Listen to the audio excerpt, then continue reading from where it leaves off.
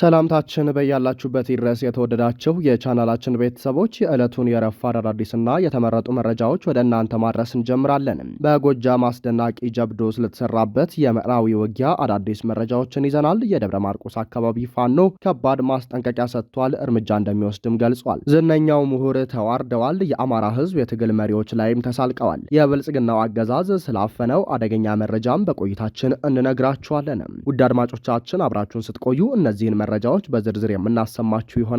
ሰናይ ቆይታ። የአፋብን ቴዎድሮስ እዝ 102ኛ ኮር 11ኛ ክፍለ ጦርና 22ኛ ክፍለ ጦር በጥምረት በመልሶ በማጥቃት በሜጫ ቀጠና በተለያዩ ግንባሮች ኮሩ ድል ተቀዳጅቷል። ጠላት ከተለያዩ አጎራባች ወረዳዎች ጭምር ከሐሙስ ምሽት ጀምሮ ያለውን ኃይልና ትንቅንቅ በማቀናጀት ወደ ሜጫ ቀጠና በማንቀሳቀስ የማጥቃት ዘመቻ አድርጓል። የቀጠናውን ላይ ያለውን የወገን ኃይል ሙሉ በሙሉ ለመደምሰስ ለአስጨራሽ ፍልሚያ በተለይም በምዕራዊ ዙሪያ አማሪት ቀጠና ላይ ያደረገ ሲሆን ውጊያውን እንደ ቼዝ የሚጫወቱት የአበረ ይማም ልጆች ጠላት የውጊያ እቅድ ውስጥ ገብተው እንደ ሰደድ እሳት ለብልበውታል። በዕለቱ 97 የአገዛዙ ኃይል እርምጃ ተወስዶበታል። 35 ተማርኳል። 1 ብሬን፣ 2 ሬዲዮ፣ 2510 የክላሽ ተተኳሽ፣ 520 የብሬን ተተኳሽ ገቢ ሆኗል። ኮሩ በዕለቱ የተመዘገበው ድል በአማራ ሕዝብ የትግል ታሪክ ውስጥ በፊት አውራሪነት ለሚወሳው አርበኛ መዝገቡ ዋለልኝ መታወሻ ይሁንልኝ ብሏል። በተመሳሳይ መረጃ በሸዋ ሳሲት ግንባር በቀጠለው ተጋድሎ ፋኖ ውጤታማ የጸረ መከላከልና የመልሶ ማጥቃት እርምጃ በመውሰድ ሳሲትና አካባቢውን ተቆጣጥሯል። ለቀናት በተደረገው ተጋድሎ 44 የአገዛዙ አየር ወለድ ኮማንዶ አባላት ሲገደሉም ከ72 በላይ የሚሆኑት ደግሞ ቁስለኛ መደረጋቸው ተነግሯል። ፋኖ ከጸረ ሽምቅ ወደ ሙሉ ጊዜ ተዋጊነት መሸጋገሩን በሚገባ ያሳየበት ነው በተባለው በዚህ የቀናት ተጋድሎም የአገዛዙ ወታደሮችን ከመደምሰስና ገዢ ቦታዎችን ከመቆጣጠር ባሻገር በርካታ ዘመናዊ የጦር መሳሪያዎችን ማርኮ ታጥቋል። በአማራ ፋኖ ብሔራዊ ንቅናቄ ቴዎድሮስ እዝ 206ኛ ኮር ለደብረ ማርቆስ ከተማና ለአካባቢው ማህበረሰብ የጥንቃቄ መልእክት አስተላልፏል። በአማራ ሕዝብ ትግል ፈርቀዳጅ እንቅስቃሴ በማድረግ ወደ ሌለሽ ሚና ሲወጣ የነበረው የደብረ ማርቆስ ከተማ ማህበረሰብ ትግሉ እዚህ ደረጃ እንዲደርስና አደረጃጀቶች ጎልብተው ጠንካራ ወታደራዊ አቅም እንዲገነቡ ጠንካራ ግዳጆችን በጠላት ላይ እንዲያሳርፉ ላበረከተው ከባድ አስተዋጽኦ 206ኛ ኮር ምስጋናውን አቅርቧል። ይሁን እንጂ ይህንን የህዝብ ቀና ተሳትፎ እንደ መልካም አጋጣሚ የተጠቀሙ አንዳንድ አካላት በኮሩ በክፍለ ጦርና በሻለቆች እንዲሁም በታዋቂ ሰዎች ስም በማጭበርበር ከህብረተሰቡ ገንዘብ እንደሚሰበስቡ ገልጿል። በህዝቡ ጥያቄና ጥቆማ መሰረት በአፋብን ቴዎድሮስ እዝ የፋይናንስ መመሪያ ድንጋጌ መሰረት 206ኛ ኮር መግለጫ እስከሚሰጥ ድረስ የደብረ ማርቆስ ከተማና የአካባቢው ማህበረሰብ ከአጭበርባሪዎችና ከዘራፊዎች ራሱን እንዲጠብቅ አሳስቧል። ከዚህ ጋር በተያያዘ ድርጅታዊ አሰራርን ተላልፎ ከህዝቡ ባልተገባ መንገድ ሀብት የሚሰበስቡ ማህበረሰቡን የሚያጭበረብሩ አካላትን በመከታተል ኮሩ አስተማሪ እርምጃ እንደሚወስድ ገልጿል። ይህ በእንዲህ እንዳለ በወለጋ እነ ሽመልስ አብዲሳ ካለፉት ቀናት ጀምሮ ባሰማሩት ጦር በአሰቃቂ ሁኔታ ከመገደል ለጥቂት ተርፈው ከመንደራቸው ሸሽተው ወደ አጎራባች አካባቢዎች በመሄድ ከተጠለሉት መካከል ከፍተኛውን ቁጥር የሚይዙት የእስልምና ሃይማኖት ተከታይ ወገኖች ናቸው። እነዚህ ወገኖች የረመዳን ጾም ላይ ከመሆናቸው ጋር ተያይዞ ሲጾሙ ውለው ማታ ላይ የሚያፈጥሩበትና ሌሊት ላይም ጾም የሚያስሩበት አጥተው በረሃብ አለንጋ እየተገረፉ ነው። ሀብት ንብረታቸውን ተዘርፈዋል። ቀሪውም በእሳት ተቃጥሏል። የሚላስ የሚቀመስ የለም። አንዳንዶች በአፋቸው ምግብ ሳይቀምሱ ቀናት በማስቆጠራቸው ራሳቸውን ስተው ወድቀዋል። አንዳንዶች ደግሞ የልጆቻቸውን የራበኝ ድምፅ መስማት አላስችል ብሏቸው ራሳቸውን አጥፍተዋል። ከሸኔና ከልዩ ኃይሉ ጥይት የተረፈውን አማራ በረሃብ እየፈጁት ነው ተብሏል። ታዋቂው የፍልስፍና ምሁር ዶክተር ዳኛቸው አሰፋ ከአንድ አፍታ ከተባለ የበይነመረብ ሚዲያ ጋር ባደረጉት ቆይታ የሰጧቸው አስተያየቶች ብዙዎችን እያነጋገሩ ነው። ዶክተር ዳኛቸው ጌታቸው ረዳን የቃላት ኢኮኖሚ የማያውቅ ጭንቅላቱን ሳያስብ ምላሱ ብቻ የሚሰራ ቀበዝባዛ ሰው ነው ብለውታል። ዶክተር ዳኛቸው ጌታቸውን ቀባጣሪ ሲሉ የጠሩት በወልቃይት ጉዳይ ምርጫ በአማራ ክልል እንዳይደረግ በፍርድ ቤት ማሳገዱን አስመልክተው ሲናገሩ ነው። ጌታቸው ምርጫ ቦርድ ተብየውና ፌዴሬሽን ምክር ቤት የሚል ቃል በመጠቀም በአማራ ክልል ስር ሊደረግ የታሰበውን የምርጫ ውሳኔ አጣጥሎ ነበር።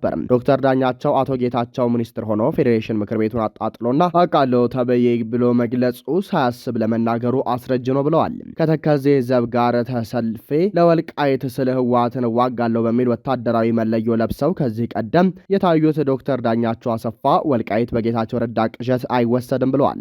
ጌታቸው ረዳ በሚኒስትሮች ውስጥ ያለ አንድ በጥባጭና ወግ ጠራጊ ግለሰብ ነው ሲሉም የስድብ ናዳ አውርደውበታል። ከዚህ ቀደም ዶክተር ዳኛቸው ከካሴ ልጅ ከወዳጆ ልጅ ይልቅ የአህመድ አሊ ይሻለኛል በሚል ንግግራቸው መነጋገሪያ ሆነው ነበር።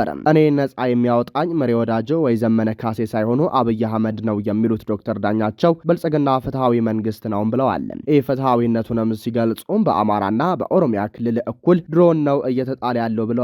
ጭፍጨፋን ማከፋፈል እንደ ፍትሃዊነት የሚቆጥሩት የቀድሞ የኢህአዴግ ተቃዋሚ የአሁኑ የብልጽግና ባለሟል ዳኛቸው አሰፋ ብልጽግና እኩል ይገላል እንጂ ለይቶ አይገልም ብለዋል። መግደልን ምን አመጣው ሲባሉ መንግስት ካለ ብረት አይጸናም ብለዋል። ዶክተር ዳኛቸው በ1985 ዓ.ም ከአዲስ አበባ ዩኒቨርሲቲ እህታቸው የትምህርት ሚኒስትር በነበሩበት ወቅትም ተባረው ነበር። በእናት የገነት ዘውዴ ታናሽ ወንድም የሆኑት ዶክተር ዳኛቸው አሰፋ እህታቸው ከዩኒቨርሲቲው እንዲባረሩ ማድረጓ ፍትሃዊ ነበር ወይ ሲባሉ አይደሉም ይላሉ። ታዲያ በኦሮሚያና በአማራ የሚጣለው ድሮን እኩል መሆኑን እንዴት አድርገው የፍትሃዊነት ማሳያ እንዳደረጉት ግልጽ አይደለም። ይህን ሁሉ የተመለከተው ጋዜጠኛ ቴዎድሮስ ጸጋዬ ጥርስና ጥብስ ከቤተ መንግስት የሚሰፈርላቸው ወዶ ገብ ሽማግሌ ሲል ጠርቷቸው ነበር። ዶክተር ዳኛቸው ጥርሳቸውን ብልጽግና ከፍሎ አሰርቶላቸዋል በሚል ይታማሉ። የቤተ መንግስት ባለሟል ሆነዋል። ጥርስና ጥብስ ከቤተ መንግስት ይቀርብላቸዋል እየተባለ ለሚነሳባቸው ትችት አፋጣኝ ምላሽ ሰጥተዋል። እኔ የምቆመው ከእውነት ጋር እንጂ ከስልጣን ጋር አይደለም በማለት ምሁራዊ ነጻነታቸውን ለማንም አሳልፈው እንደማይሰጡ በድፍረት ተናግረዋል። ጥርስና ጥብስ የሚሰጣቸው በሚል ለገለጻቸው ጋዜጠኛ ቴዎድሮስ ጸጋዬ ቀጥተኛ ምላሽ ሰጥተዋል። እየደጋገመ ጥርሱ የተሞላለት ከቤተ መንግስት ነው በማለት ስሜን ያነሳል። እውነት ነው፣ ለእኔ የጎደለኝን ዶክተር አብይ ሞላልኝ። እሱ ግን አንድ የጎደለው አካል አለ። ምናልባት ወይዘሮ ሞንጆሪኖ ወይም ፈትለ ወርቅ ገዝታ ብትልክለት እኛንም ማማት ይተዋል ብዬ አስባለሁ ሲሉ በከባድ ምጸት ሸንቆጥ አድርገውታል። ነገሩ በዶክተር አብይ ለእኔ ጥርስ ተሞልቶልኛል፣ እሱም የሚያስፈልገው ነገር ስላለ ቢላክለት ጥሩ ነው በሚል ምጸት የተቋጨ ይመስላል። ዶክተር ዳኛቸው በምጸት የተናገሩት እኔ ጥርሴን ባጣ አብይ ሞላልኝ፣ እርሱም አይኑን ደብረ ጽዮን ይሙላለት ሲሉ በንዴት ተናግረዋል። ብዙዎች በዶክተር ዳኛቸው ምጸታዊ ንግግር ቁጣም እያሰሙ ነው። በአካል ጉዳት ላይ መዘባበታቸው ከእድሜያቸውና ከመምህርነታቸው ጋር አብሮ የማይሄድ መቅበዝበዝ ነው ያሉት በርካቶች ናቸው። ዶክተር ዳኛቸው ዘመነ ካሴ ለሻቢያ ያደረ፣ ጌታቸው ረዳን ምላሱ እንጂ ጭንቅላቱ የማይሰራ፣ ጋዜጠኛ ቴዎድሮስን አይን ህወሓት ያበደረው ሲሉ ስድብና አሽሙር ተናግረዋል። የአህመድ አሊ ልጅ ጥርሴን ብቻ ሳይሆን አገሬን ሞልቶልኛል የሚሉት ዶክተር ዳኛቸው ህወሓት ጦርነት ካነሳ እስክሪፕቶዬን ወሩሬ መሳሪያ አንስቼ ዘምታለሁም ብለዋል። ጦርነት መቀስቀስ፣ መሳደብ፣ ማፌዝ የሚቀናቸው ዶክተር ዳኛቸው አሰፋ በኢህአዴግ ጊዜ በአሜሪካ ቺካጎ የታክሲ ስራ እየሰሩ ለ18 ዓመታት ቆይተዋል። ነገር ግን ቺካጎ ዩኒቨርሲቲ ፍልስፍና ሳስተምር ቆይቻለሁ በሚል ለአዲስ አበባ ዩኒቨርሲቲ በማመልከቻ ጠይቀው ነበር። አዲስ አበባ ዩኒቨርሲቲም ሁኔታውን አጣርቶ የማስተማር ልምድ በአሜሪካ የሌላቸው መሆኑን አረጋግጦም በውሸታቸው ምክንያት ለማስተማር ሳይታጩ ቆይተዋል። በ2011 ዓ.ም ጠቅላይ ሚኒስትር አብይ አህመድ ፕሮፌሰር መራራ ጉዲናንና ዶክተር ዳኛቸውን በአዲስ አበባ እንዲያስተምሩ ፈቅደዋል። ሁለቱም በጡረታ ተባረው ነበር። ዶክተር ዳኛቸው አሁን ላይ ከንባብ ይልቅ ቲክቶክ እየተጠቀሙ ሞጣ ቀራኒዮን ከልባቸው እንደሚያደንቁ በተለያዩ ጊዜ ተናግረዋል። ከፍልስፍና ትምህርታቸው ይልቅ የሞጣ ስድብ የማረካቸው ዶክተር ዳኛቸው አሰፋ የመንግስት ጠላት ናቸው የሚሏቸውን ሁሉ ያለ ይሉኝታ አጥረግርገው እየተሳደቡ ነው። ህግ ቢኖር ጋዜጠኛ ቴዎድሮስ ጸጋዬን በአካሉ የተሳለቁበትን ዶክተር ዳኛቸውን ሊያስከስሳቸው ይችል ነበር። ጋዜጠኛ ቴዎድሮስ ለዶክተር ዳኛቸው ጭንቅላቱን አከራይቶ በሆዱ ከሚያስብ የሚጠበቅ ስድብ ነው ሲል በአጭር ምላሽ ሰጥቷል። እንደ ምሁር ሳይሆን እንደ ሞጣ ቀራኒዮ ለመሆን የሚዳዱት ዶክተር ዳኛቸው አሰፋ የአህመድ አሊ ልጅ ለጥርሴም ለሆዴም ለሀገሬም ሙላት የሚያመጣ ድንቅ መሪ ነው በሚል አቋማቸው ጸንተዋል። ከዚህ አቋማቸው የሚያናጥባቸው ኃይል በስድብ ናዳ ለመከላከል ከመሞከራቸው ባለፈ ምሁራዊ ነጻነቴን ልንነፈግ አይገባም ይላሉ። እንዲህ ያለ ምሁርነት ግን ትርጉሙ ግልጽ አይደለም። ከጥቅምት እስከ ታህሳስ እንደሚጥል የሚጠበቀው ዝናብ በመቋረጡ በአፍሪካ ቀንድ 26 ሚሊዮን ህዝብ ለከባድ ረሃብ መጋለጡንም 58 ሚሊዮን ህዝብ ደግሞ በመጠጥ ውሃ እጥረት እንደሚሰቃይ ኦክስፋም ባወጣው ዘገባ አስታውቋል። የችግሩ ሰለባ ከሆኑት ሀገራት ውስጥ ኢትዮጵያ፣ ሶማሊያና ኬንያ ይገኙበታል። እንደ ኦክስፋም በሶማሊያ፣ ኬንያና ኢትዮጵያ ያለፉ ወራት የዝናብ ወቅት መቋረጥ የሚሊዮኖች የምግብና መጠጥ ፍላጎት አደጋ ላይ ጥሎታል። ይህ የሆነው በርካቶች ከ3 ዓመታት ግድም በፊት በተቋረጠው የ5 ጊዜ የዝናብ ወቅት የተጋፈ የተራዘመው የድርቅ ወራትን ተከትሎ የመጣ በመሆኑ የአካባቢውን ማህበረሰብ ለናረው የውሃ ዋጋ፣ የእህል መጥፋትና የቤት እንስሳት ሞት ዳርጓቸዋል ነው የተባለው። በዚህም እያሰጋ ባለው ድርቅ የ26 ሚሊዮን ህዝብ ግድም ህይወትም አደጋ ላይ ወድቋል ያለው ኦክስፋም የተዘሩ አዝርቶች በዝናብ እጥረት ሳያፈሩ ወድመው በውሃና ግጦሽ እጥረት ደግሞ የቤት እንስሳቶች እየሞቱ ነው ብሏል። ከወዲሁ በተፈጠረው የውሃ እጥረት ከ58 ሚሊዮን ህዝብ በላይ በሶስቱ ሀገራት የመጠጥ ንጹህ ውሃ እንደ ሰማይ ርቋቸዋልም ብሏል። እንደ ሪፖርቱ የደረቁ የውሃ ምንጭና ጉድጓዶች ቤተሰብን በተለይም ሴቶችን ባለ 20 ሊትር ጀሪካን ውሃ ለመቅዳት 15 ኪሎ ሜትር ርቀት በእግራቸው እንዲጓዙ አድርጓቸዋልም ነው ያለው። በሶማሊያ አንዳንድ አካባቢዎች የውሃ ዋጋ በ2000% ንሮ ከአንድ ዓመት በፊት በ0.06 ሲሸጥ የነበረው አንድ ጀሪካን ውሃ አሁን $1 እስከ $1.5 እንደሚሸጥ አሳውቋል። ይህ ደግሞ በድርቁ የዘሩትን እህል፣ የቤት እንስሳትና ሌሎች የገቢ ምንጭ ላጡ ቤተሰብ ከባድ ነው ያለው ውሃም በእነዚህ አካባቢዎች አሁን ውሃ የማይገኝ ሀብት እየሆነ ነው ብለዋል።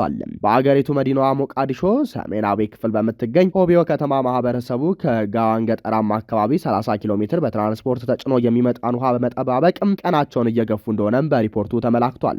የኦክስፋም አፍሪካ ዳይሬክተር ፋቲ ኒዚ ሐሰን በጭነት የሚመጣን ውሃ መግዛት ህይወት ለማቆየት ብቸኛው አማራጭ ቢሆንም በቀን አንድ ምግብ እንኳን ለቤተሰቦቻቸው ማቅረብ የማይችሉም ግን ውሃ የሚገዙበት አቅም አይኖራቸውም። እናም ችግሩ በተለይም በአስቸጋሪ አጋላጭ አካባቢ ጭምር ውሃ ለመቅዳት ሲሉ ኪሎ ሜትሮችን ለሚያቋርጡ ሴቶች ፈታኝ ሆኗል ብለዋል። እናም በሶማሊያ ረሃብን የተጋፈጡ ዜጎች ቁጥር በአንድ ዓመት ውስጥ አሁን ላይ በእጥፍ ጨምሮ 6.5 ሚሊዮን ዜጎች ለአስከፊ ሁኔታ መዳረጋቸውን የሶማሊያ የተቀናጀ ምግብ ዋስትና ክፍፍል ማሳሰቡም ነው የተነገረው። ይህ ማለት ከ3 የአገሪቱ ዜጎች አንዱ የከፋውን የምግብ ዋስትና ችግሩን ተጋፍጠዋል። በዚህ የአካባቢ አየር ንብረት መናወጥ ለምግብ እጥረት የተጋለጡትን ዜጎች ቁጥር በእጥፍ እንደሚጨምር አድርጓል። በጎርጎሮሳውያን 2025 በሶማሊያ ብቻ 1.4 ሚሊዮን ግድም የቤት እንስሳት ማለቃቸውን የገለጸው ሪፖርቱ አሁን ደግሞ 2.5 ሚሊዮን የሚገመቱም በከፍተኛ ስጋት ላይ ነው ብለዋል። በሰሜናዊው ኬንያና ደቡባዊ የኢትዮጵያ አንዳንድ አካባቢዎችም የሁለት ጊዜ የዝናብ ወቅት በዘለላቸው አካባቢዎች የተዘራው ዘር ያለ ፍሬ ደርቆ በርካታ ቤተሰብን ባዶ እጃቸውን አስቀርቷቸዋል። ድርቅ በደረሰባቸው በእነዚህ አካባቢዎች ከ34 እስከ 53 በመቶ ምርት በከፍተኛው የዝናብ እጥረት መና ቀርቷል። በሰሜን ኬንያና ደቡባዊ የኢትዮጵያ ግዛቶችም በድርቁ ምክንያት ከብቶቻቸው የተራቡባቸው አርብቶ አደሮች በግማሽ የቀነሰው የእንስሳት ተዋጽኦ ምርት ህይወታቸውን አናግቷል። ይህ ቀውስ የተከሰተው ለአደጋው ምላሽ ለመስጠት የሚፈለገው ፈንድ በእጅጉ ባሽቆለቆለበት ወቅት ነው ያለው የኦክስፋም ሪፖርቱ ቀጣዩ ድርቃማ ወራት በሰው ህይወት ለማቆየት አንገብጋቢ እርዳታ የሚያስፈልግበት ወቅት ነው ሲልም አሳስቧል። እንደ የተባበሩት መንግስታት የህፃናት አድን ድርጅት ዩኒሴፍ እና የዓለም የጤና ድርጅት WHO የጎርጎሮሳውያኑ 2025 ሪፖርትም በሶማሊያ፣ ኬንያና ኢትዮጵያ በሚሊዮን የሚቆጠሩ ዜጎች ንጹህ የመጠጥ ውሃ ለማግኘት በብርቱ ይፈተናሉ። በሶስቱ የምስራቅ አፍሪካ ሀገራት በርካቶች የምግብ ድጋፍ የሚያሻቸው በመሆኑን ይኸው ሪፖርት ጠቁሟል። በኢትዮጵያ ብቻ 25 ሚሊዮን ህዝብ አስቸኳይ እርዳታ ይፈልጋል። ከዜጎች አስገዳጅ ግብር እየቆረጠ ያለው የብልጽግና አደጋ ስጋት ኮሚሽን ግን ምንም ማብራሪያ አልሰጥም ብሏል። በአዲስ አበባ፣ በባህር ዳር፣ በሐዋሳ በየመንገዱ ሳር ለማስተካከል የሚኩራራው አብይ አህመድም እነዚህን ዜጎች መከራቸውን እንኳን እንዳይናገር አፍኖታል። የአሜሪካው ፕሬዝዳንት ዶናልድ ትራምፕ ከኢራን ጋር ስምምነት ላይ የሚደረስበት እድል እንደሌለ ገልጸው ጦርነቱ የሚቋጨው ኢራን ያለምንም ቅድመ ሁኔታ እጅ ከሰጠች ብቻ እንደሆነ ተናገሩ። ትራምፕ በትሩዝ ሶሻል የማህበራዊ ሚዲያ ገጻቸው ላይ ባሰፈሩት ጽሑፍ ኢራን ያለምንም ቅድመ ሁኔታ እጅ ካልሰጠች በስተቀርም ምንም አይነት ስምምነት አይኖርም ብለዋል። ጦርነቱ ከተገባደደ በኋላ ተቀባይነት ያለው መሪ ስልጣን እንደሚይዝም ፕሬዝዳንቱ ገልጸዋል። አሜሪካና አጋሮቿ ኢራንን ከውድቀት ለመታደግ ያለመታከት እንደሚሰሩ ትራምፕ ተናግረዋል። የኢራን ምጣኔ ሀብት ከመቼውም ጊዜ በላይ ያንሰራራል ሲሉም አክለዋል። ፕሬዝዳንቱ ኢራንን ወደ ታላቂቷ እንመልሳታለን፣ የወደፊት ዕጣ ፈንታዋ ብሩህ ነው በማለት ተናግረዋል። ቀደም ሲል የኢራኑ ፕሬዝዳንት ማሱድ ፔሺኪያን አገራቸውንና አሜሪካንን አንዳንድ አገራት ለማደራደር ጥረት ጀምረዋል ብለዋል። ፕሬዝዳንቱ የትኞቹ አገራት ለድርድር ጥረትን እያደረጉ እንደሆነ ግን በይፋ አልተናገሩም። ውድ የብላክ ላይን ሚዲያ ቤተሰቦቻችን ለሰዓቱ የነበረን መረጃ ይህንን ይመስላል። ጤና ይስጥልን።